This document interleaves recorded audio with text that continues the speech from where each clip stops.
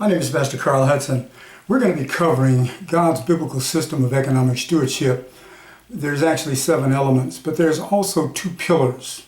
Every foundation has to have pillars, and the first pillar is actually God's plan, God's economic plan for the church.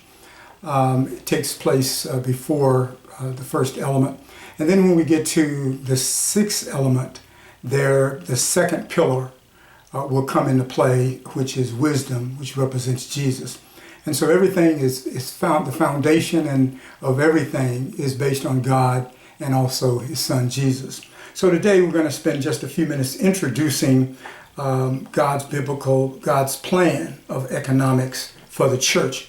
One of the problems that we have in the church is that we do not know that God has a plan. So we watch other people and we follow them.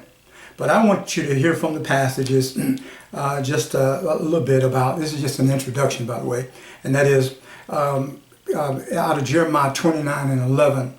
It actually says, "For I know the plans I have for you, declares the Lord, plans to prosper you and not to harm you, plans to give you hope and a future." And that's out of the book of Jeremiah 29:11. And what does that really tell us?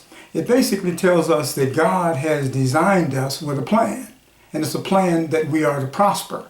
So when we come into life, we actually should have been taught and taught how to plan and how to work by our fathers.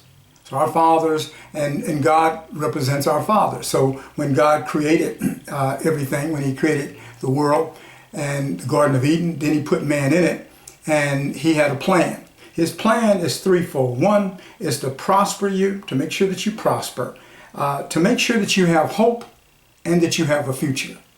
And so our fathers should have had a future plan for us. One of the things that God the Father does, He makes sure that we understand that we are to leave our children's children an inheritance that is to be passed on from one generation to the next.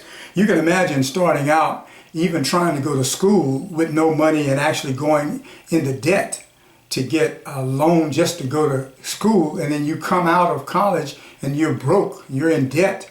That's not the way that God planned it. And so it's time that we learn what God has planned for us and that we begin to do that and pass it on to our children.